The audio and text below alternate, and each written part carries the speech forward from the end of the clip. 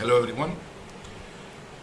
It's not surprising to realize that this coronavirus pandemic has generated immense human suffering all around the world.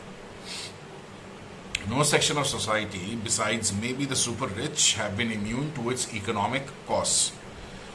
We are in the midst of a humanitarian crisis of gigantic proportions, and the aftermath from this catastrophe will not be limited to our nation.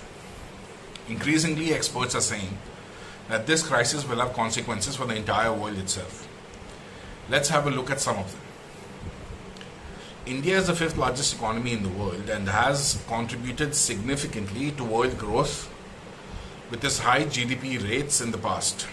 Even last year, the International Monetary Fund had cited India's indifferent growth for sluggish world output in 2018 and 2019. Our GDP has been falling consistently since 2016. All expectations of a rebound were dashed this year because of last year's announcement of negative 7.3% GDP growth. This virus does not respect borders and is almost impossible to isolate completely. This variant of the virus is twice as transmissible as the original virus. To prevent it from spreading from our borders would require extended international restrictions longer than we had hoped for.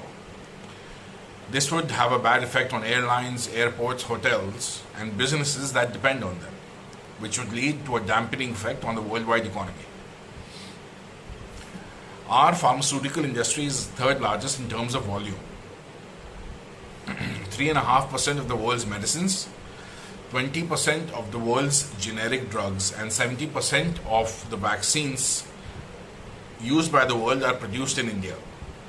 Already, because of this pandemic, the second wave of the pandemic, vaccine exports to 64 low-income countries around the world have been postponed, which leaves them vulnerable to fresh waves of the pandemic. This would lead to a healthcare crisis around the world in these nations, which would definitely have an effect on worldwide economic growth. India provides back office staff and call centers to various industries around Western Europe and the United States, especially in the health and financial sectors. If these services come into jeopardy, these industries can also be looking at a slowdown.